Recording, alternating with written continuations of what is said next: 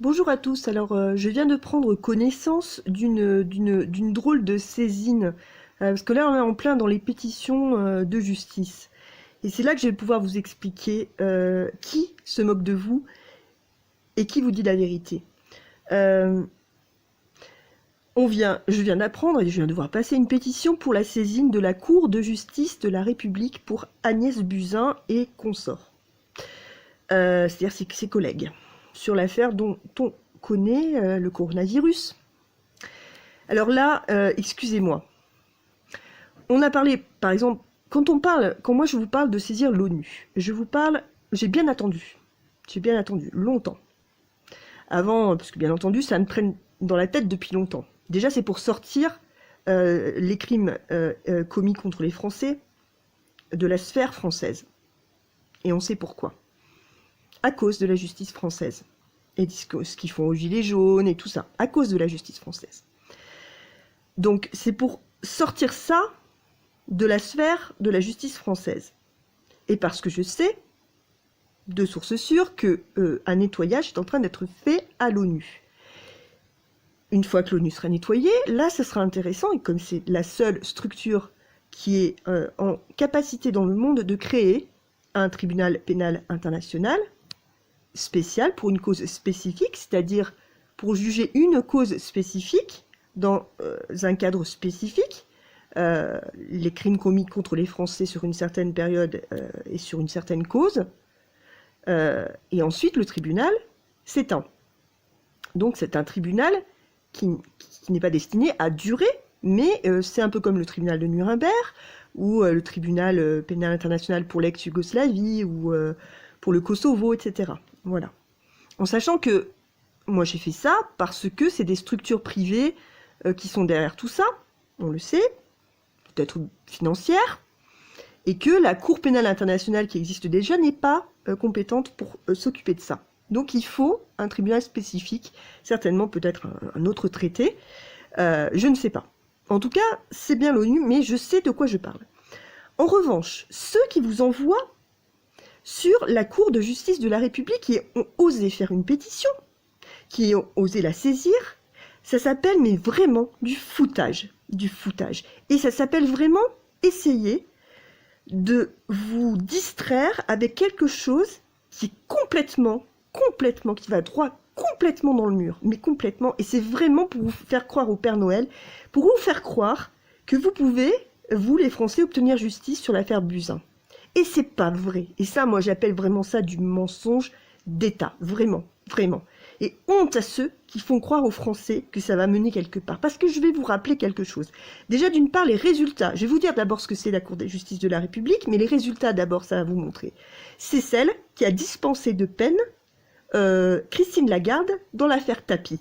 Hein, qui nous a fait perdre des millions d'euros dans l'affaire Tapie, hein, en faisant un arbitrage totalement illégal, hein, qui l'ont mise après à la Banque Centrale Européenne, alors qu'elle admet elle-même qu'elle est incompétente en économie.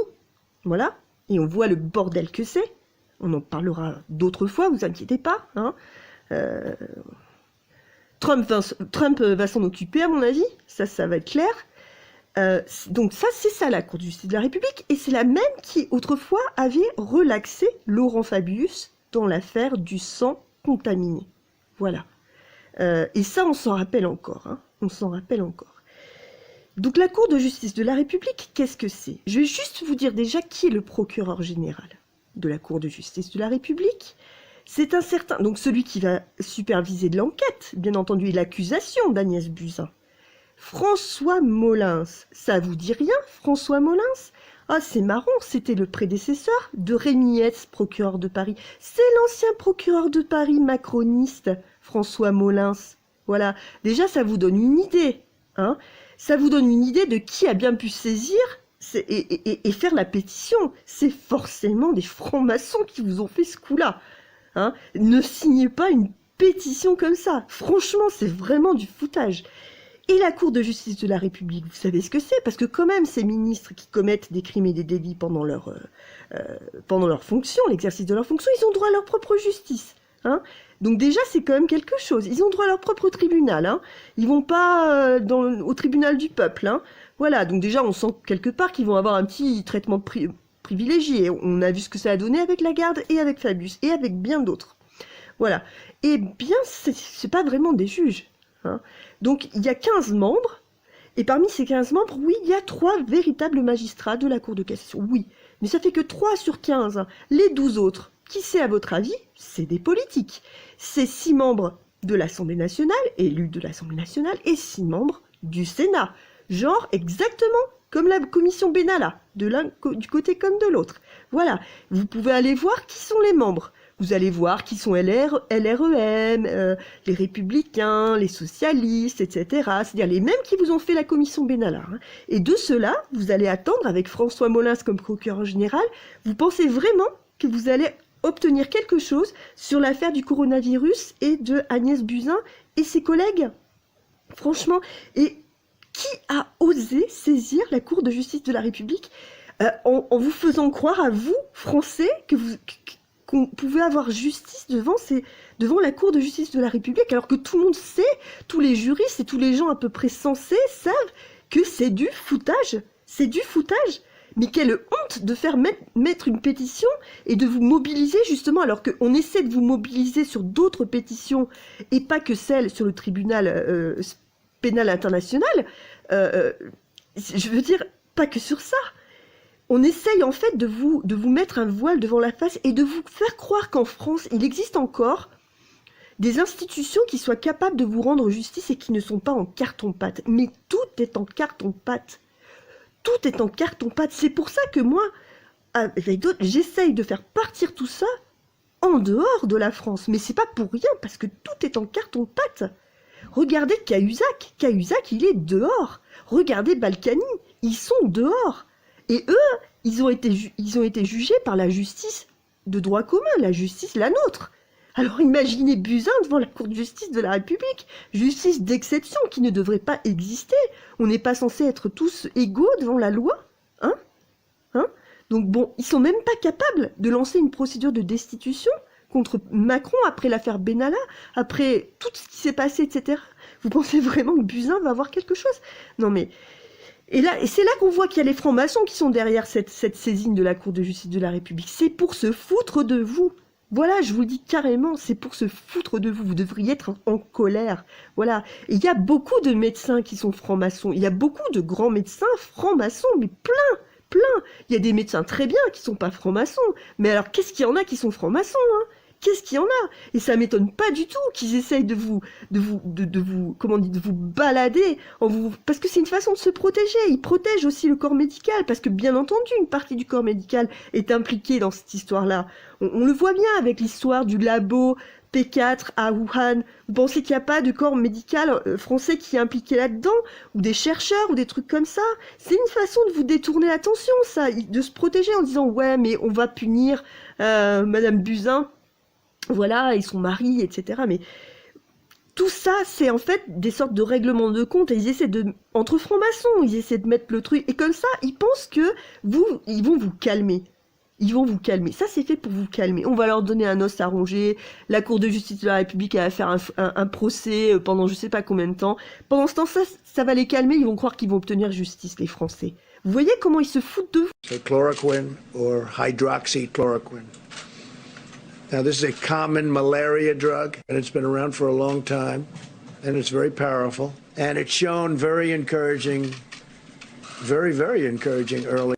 Ça a démontré, c'est une drogue qui est là depuis longtemps et qui a démontré des résultats très intéressants. Results. We're going to be able to make that drug available almost immediately. Ils vont rendre le médicament disponible immédiatement parce qu'ils le savaient. Contrairement à la France, eh bien, le ministère de la Santé français a classé la drogue, a classé le médicament qui était en vente libre, sans ordonnance, comme ce qu'on appelle le over-the-counter, c'est-à-dire dans les allées, là, l'a classé substance vénéneuse. Hein? Agnès Buzyn a-t-elle fait classer la chloroquine en substance vénéneuse le 13 janvier? Oui, c'est ça qu'elle a fait. Hein, là, ici, une madame qui tweet, Ariane Walter. La chloroquine vantée par le docteur Raoult était sans ordonnance depuis longtemps. Donc, les risques devaient être minimes. C'est comme du Tylenol, mais contre la malaria. Et paf! début janvier, donc au début de l'épidémie, soit quelques jours avant l'entrée du virus sur le sol français, elle ne l'est que sur ordonnance. Vous avez dit bizarre, et là, vous avez ici l'ordonnance, l'arrêt ministériel. Article 1 est classé sur la liste des substances vénéneuses, l'hydrochloroquine sous toutes ses formes. Quelle saloperie! Hein, c'est des gens qui veulent garder les frontières ouvertes et enlever les médicaments. Moi, je veux dire, c'est criminel.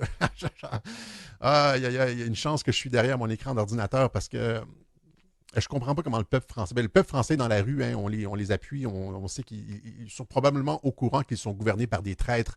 Mais ça, c'est une saloperie inimaginable. Alors, comparez la réaction de Trump qui saute sur le ballon immédiatement puis qui le rend public. Premièrement, qui ferme les frontières. Il a été le premier à fermer les frontières. Clac, pour éviter la propagation du virus. Et puis, qui saute immédiatement sur le ballon pour rendre disponible un médicament efficace, alors que le Macron, Trudeau, etc., c'est les frontières ouvertes, on ne peut pas fermer les frontières, et qui cachent les médicaments. Les salopards, vous comprenez? Hein? Et là, ici, évidemment, ça, c'est qualifié de fausse nouvelle. La chaîne LCI en France a fait un petit topo là-dessus, et